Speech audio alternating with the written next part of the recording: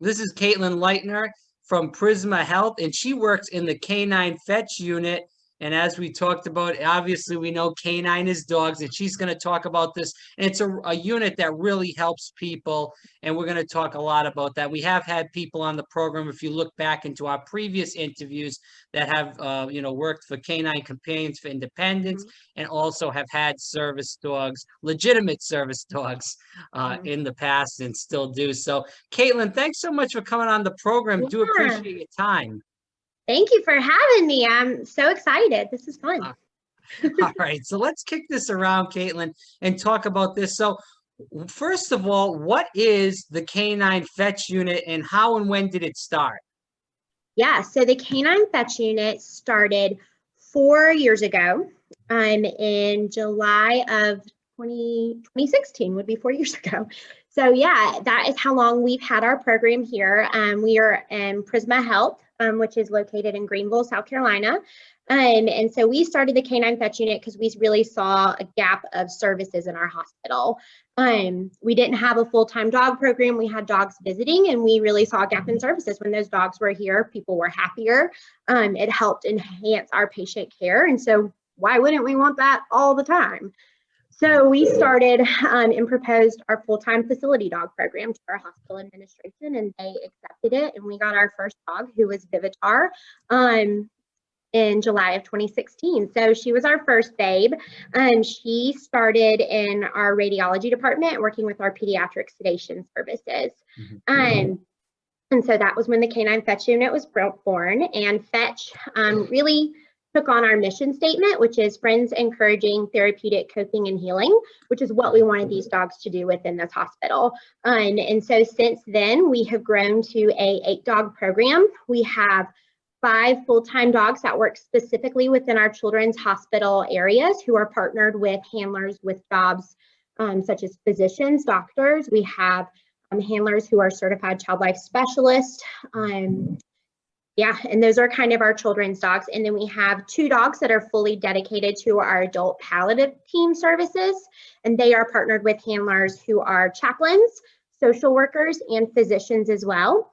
And then our most recent addition works with Roger C. Peace, which for us up here is our rehabilitation services. So there's rehab, and he is partnered with his handler. Their job is to fit people for their prosthetics and help with orthotics. So he is helping people who may have had to have an amputation, learn how to get a new leg and start walking again. So we are really excited for his new journey with us. And so, yeah, that's the Canine F.E.T.C.H unit. I could talk all day about each specific dog, but we don't got time for that.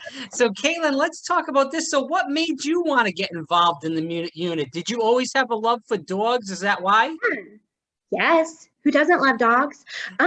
Obviously. So, I mean, she's right here with me. Kalle, you want to say hi? Say hi. So I started actually as a handler for the facility dog program. I was partnered with Kalle in November 2014. We're actually coming up, or 2016, we're coming up on our 4-year anniversary as well. And so I am, my clinical role here is I'm a certified child life specialist. I work within our children's hospital, help make this hospital less scary and an easier place for our children and our families. And so when we first started this program, child life was kind of how we began, because dogs went hand in hand with what we as professionals are already trying to do. And so it fit together like a puzzle. And so Vivi, Kenzie, and Kalle were our first 3 dogs placed, and they were placed within probably 5 months of each other. Vivi came in July and Kalle was the last one in November. And those were our first 3 dogs for our first 2 years. And so, yeah, I was like, give me a dog. They asked if I was interested, obviously. And so then I was matched with Kalle. And we here have utilized the organization called Canine F.E.T.C.H, which is located in Atlanta, Georgia, for our dogs.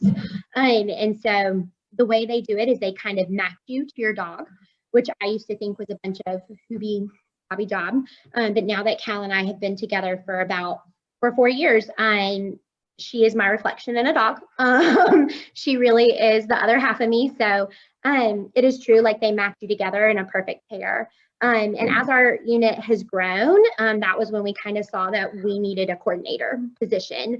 And so I have loved this program since it started, and just it was something I wanted to do. And so a lot of my role is to just help, in addition to my clinical role in working and seeing patients with Kalle, is to just kind of oversee the whole unit and making sure that all of our dogs are receiving the care that they need, and looking for donors for our program, because it's fully philanthropically funded. We do not charge any patient or family to see these dogs.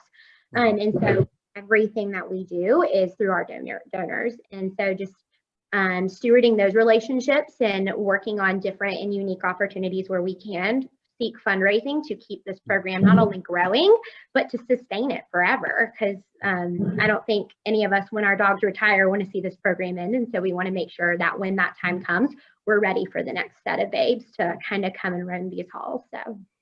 So Caitlin, when the dog retires from the program, you will be keeping the dog, correct? I will be keeping mine.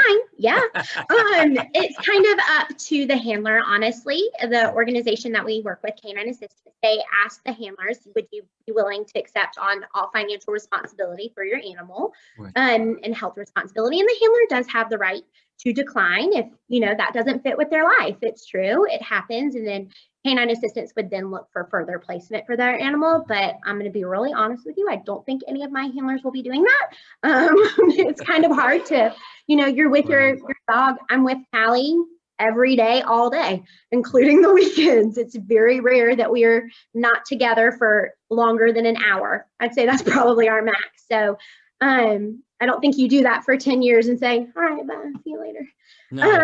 So, yeah, I think all of us will be keeping ours.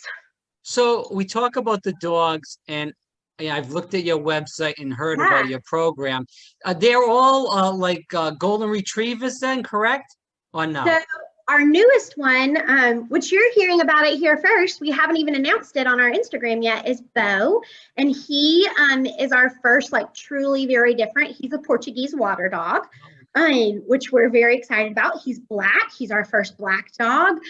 He's breaking all the barriers for us. So yeah, since we do work majorly with Canine Assistance, their primary breeds that they utilize are Goldens, our Labs, and our Doodles. So we have the majority of our dogs are all either Lab, Golden, or some sort of mix. And then Vivi is a Doodle, and then Bo is our Portuguese water dog. Okay. I was just curious because I have saw, and I've, through, dealing with Canine Companions for Independence and other organizations. They like labs in that way. Yeah, it's mainly like golden retriever lab mixes, labs, like you said. So yeah. I do want to kick this around. This is Caitlin Leitner, and she is with Prisma Health. I got it right that time, I think. Yeah, you did. See, I'm learning quickly. Not quite, but anyway, we're moving on to the next question here. So we talk about, and the thing is, a lot of people in the country get really confused on the different terminologies for dogs that help people. So we do have facility dogs, which is what you mainly deal with. Obviously, there are the service dogs. There are also therapy dogs, and the list goes on and on as far as dogs that do help people. Can you kind of differentiate, I guess? I know there's tons of different terminology for all the different dogs, but let's just talk about facility dogs with service dogs. So can you split that up and say what the difference is between the facility and the service dogs? So I would say, I think service dog is a very large umbrella, if that makes sense. I think service dog refers to a dog with a very specific set of training with a very specific job. And facility dogs kind of branch under that, but they're in a weird bubble where you see a dog with a vest and you're always taught, don't touch that dog. That dog has a job, which I could not praise more. But our dogs, they're facility dogs, and so they serve the community. So I like to think of them more as a community service animal, if that makes sense. Because, and the way I explain it to my patients and families is when she enters this hospital or is ever representing this hospital, her vest is on. And when her vest is on, she knows she's working. But because she doesn't work for me, when we leave at the end of the day, that is the very first thing that comes off. Much like I take my badge off, she's going to take off her vest, and she gets to be a normal dog during those times. So when we're not here and she's not working, she is not a service dog for me. Versus, you know, those service dogs who are here for seizure alerting or for diabetes or for motor assistance support. Those are true service animals with a job, and they also get breaks. I think it's very important for people to know they get breaks. They get to have playtime and rest time, because that's what's healthy for them to stay focused and to be able to do their job in the long run. And then you brought up therapy dogs, which is great, and we love our therapy dogs. Our dogs have a job, though. Therapy dogs I think of as they're there for the love and the support. And those are kind of more of your at-home dogs where you're like, they're just so amicable and they are just so loving and sweet. I think they would be great to provide support and to help brighten people's day. And so we do have a therapy dog program here, and we love our therapy dog program in addition to our facility dog program. But we like to use it as, whereas I have a clinical role and Kalle has a clinical role to help me do my job, we are on a very specific day. You know, we have an agenda, we have to see certain kids, we are supporting for very specific goals, whether it be helping a child achieve a scary procedure or help a kid get up after surgery for the first time. Whereas our therapy dogs we love because they're able to see our kids who are hanging out and just love dogs and just want to see a dog. They might be doing a-okay, not have really anything on the agenda for that day. And so, you know, whereas we have to prioritize kind of those higher need patients, the ones that maybe don't make our list, our therapy dogs are able to go in and love and provide just those sweet snuggles that you see.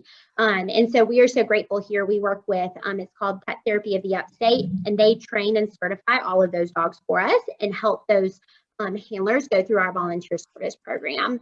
And so they are our volunteers, and they come in to the adult side. They're able to come in kind of whenever they're available. And then on the children's side, they come in twice a month. And that also those days provide our facility dogs just a break. Because sometimes when they're here, we are able to say, hey guys, they're here this morning. Y'all get to take a nap. It's your morning off. You earned a little PTO. So it really helps kind of keep them healthy and maintain their stress levels so that they can work forever, because they're never going to die. They're going to work forever. And so that's kind of how all of those pieces fit together for us. So Caitlin, let's kick this around. Obviously, we all know that the coronavirus is going on right now, and you working in a hospital, I'm sure you've heard or saw a lot of tragic stories throughout this crisis in our country and around the world. With that said, how has that affected the unit, or has it affected the unit at all? So we went through changes as well, I think along with everyone else in the whole wide world. So for us, when the coronavirus first kind of majorly hit South Carolina in our hospital system, we did initially pull our dogs out of work. And that was just because there was so much unknown. Nobody knew how it was spread. Nobody knew, could dogs get it? Could dogs not get it? Could dogs spread it? And there was a lot of chaos, and people were stressed, and we were stressed, and we're in this environment and day in and day out. And so we did pull our dogs initially out of work for about a month. And that helped us, just as I gathered and our group gathered research to see what was going on out there, what was the news saying, what were health organizations and these canine organizations like the great American F.E.T.C.H saying about this virus and how it relates to our canine companions. And then once we were kind of able to put more of a plan together and say, okay, we have the research supporting X, Y, and Z, that dogs can't get it or they can get it, and then this is what it looks like if they do come in contact with it, and then how does that fit with our infection prevention policy that we already have in place, and what modifications need to be made. And so we did that. We were able to propose that to our hospital administration, and they accepted it. And basically the only changes for us that have happened that are still taking place is we do not, whereas in the past we would be more than glad to stop in the hospital lobby and let people pet our dogs and say hello and good morning, good afternoon, and just those, hey, drive-by visits. We are no longer allowed to do those, and that is just to help with the social distancing piece, and then naturally, when one person stops to say hello to a dog, I don't know if you know this, but a lot of people will stop to say hello to your dog, and all of a sudden your group of 2 has grown to 20. And so to help with that social distancing piece, we've stopped those. We no longer say hello in the hallways. And so we only see kids when they are in their rooms. Our kids also, in lieu of coronavirus, are not allowed to leave their rooms right now unless for a specific reason, like have PT or OT. And so we are doing those. We do not see anyone who is, or the dogs do not see anyone who is positive or potentially positive for coronavirus. And that is because they are on isolation precautions, and our dogs cannot see anybody who has a potentially contagious illness. So, and that goes for your common colds as well. I know that sounds crazy, but they get put on isolation precautions as well. And so our dogs don't see them. Caitlin, I heard that this is way back when I guess Corona just started. That I guess I don't know if it was a leopard or a tiger got it or died. I think it was a tiger. Yeah. The tiger. Regardless, I hear these mixed messages about dogs and cats can get the virus. Is that true, or what have you heard from the administration or just yourself? So we looked a lot to our home organization. So we referred a lot to canine assistants for guidance because they're the ones who, at the end of the day, are also going to support us in keeping our dogs healthy. And then also our vets. We're very grateful for our local vet that we work with. They serve in all of our dogs. And so they were really able to help guide us. And so with that, it's hard because there is so much mixed information out there. And I feel like people either feel one way or the other, but there is research that showed that an animal or 2 did officially contract coronavirus, the coronavirus. What I think is so confusing for many people who don't work in healthcare, though, is that there's already a coronavirus that existed, which was a common cold. It's a specific type of common cold, but it's not COVID-19. And so it was very confusing when it first started because we were like, coronavirus, like dogs get coronavirus, but it was a cold for a dog too. And so how does this fit with this new stuff and this new research and all these new words that are coming out? So I think it was confirmed that there were 2 or 3 animals that definitely got it. We did a lot of research on looking at, do dogs spread it? And there was no research supporting that I found that was truly valid. And so we were well supported within creating that new infection control policy that kind of closed some gaps, I would say, for us to either potentially spread it to other patients, take it home with us, or give it to our dogs. And so that helped us. It was very confusing, though. I'm not gonna lie to you. I mean, there's so much misinformation. I always look toward the doctors and the nurses for the best information because obviously we work in that field rather than somebody that's just Joe Schmo on the internet spreading a lot of silliness. But go ahead. I'm sorry. No, you're good. Yeah, completely. I think for us, a big piece was, so the tiger happened, to be very honest, right when we were proposing our new policy. And it went somebody was like, oh, did you hear about the tiger? And we were like, put the tiger away. I can't deal with the tiger right now. I'm trying to get my dogs back to work. And the tiger. Tiger is a benchmark for me. But so I do want to continue, and I know we're watching the clock because I know you got to roll it in 10 minutes. So I'm trying to base the questions off that. So as we move forward in the interview, my question is, and I'm sure people that are listening too, how do the dogs help the patients? Great question. So each of our dogs kind of have different skills that fit with whatever the role their clinical handler has. So whereas I will say a large majority of our dogs, their handlers are child life specialists. So our job is to help support patients during procedures and prepare them for those. And so our dogs are trained to be present during those procedures. The only types of procedures they can't be a part of if they're sterile. So going back to the OR and things like that. So the reason that we're cutting this a little short is because I have to go help a kid get an NG tube, which is a tube that goes down into your nose, down to your tummy. And it's a great way to help give large amounts of medicine or additional nutrition that they need, that they're not able to take by mouth by eating. And this child also happens to be on the spectrum. So he is nonverbal and he is delayed. And he met Kalle, and I like to say that those kids, they're in a world that is very hard for me to reach. It's very challenging to communicate with them and make sure that they understand what I'm saying. And so I say she's my secret weapon. So she is able to enter that world that I can't get into. And it is truly probably one of the most magical things you'll ever see. And so we went into this room and he was scared when I first entered. He saw Cal and immediately got on the floor with her. Wow. And so she was able to sit there with him and calm his body and remind him that he's safe, while I was able to talk to mom and let her know what was going on and what would we be doing. And due to the fact that she was able to help him, Kalle was able to help, I was like, we're about to do something really hard. And so would it be okay with you if Kalle sat on his lap while we did this? And so not only does that provide that weighted pressure for that child, which is very much able to support them in a positive way, as research has shown for children, providing that safe pressure. And then she's able to engage with him. She's going to play with him and he can pet her and they can communicate with each other. And then reminding him that he's safe. And so it also, in a way, helps remind him to hold his legs still, to hold his body still, because Calle's there being a reminder and providing that positive pressure and positive touch. So that is kind of how I'm getting ready to make her work. Right, Kalle? Doing a nap right now. And then some of our other dogs who are with physicians and social workers, a lot of their jobs looks like providing that sweet comfort while they're doing those hard conversations, because a lot of their job is end of life and really conversations about how do we control this end of life pain, or what are our final wishes. And so those dogs are able to be present during those conversations with families or the patients and just provide comfort in that sweet, safe space, because they're happening in a hospital, which isn't home.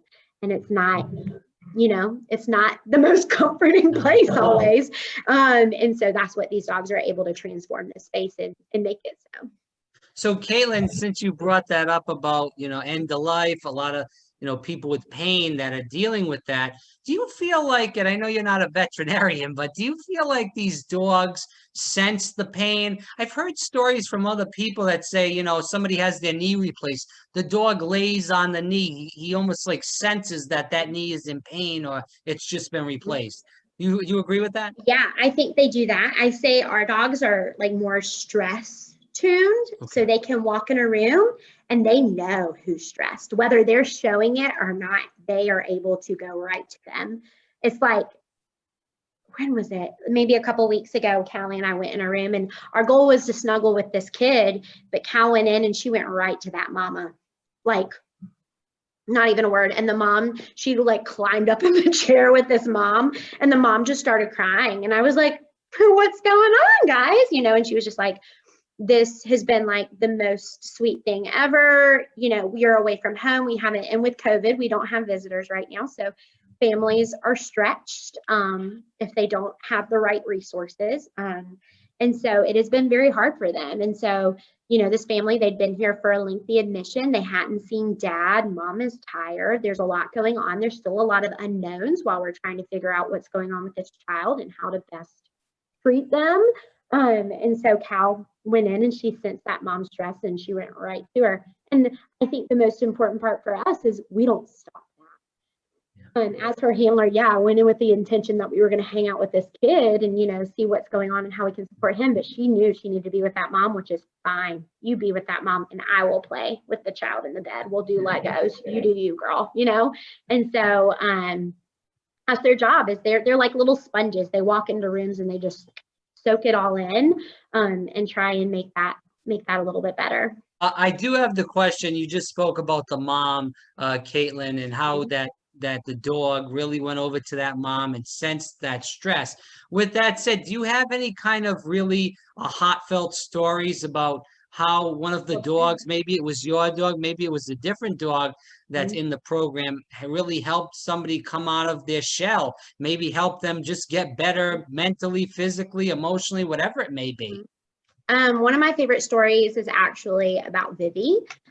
She works in our radiology department, so in pediatric sedation. So she helps kids get MRIs, CTs, different scans, and then she can do sedation for like special procedures that they're coming in with and support for those. So Vivi had been working with this patient for a couple of years.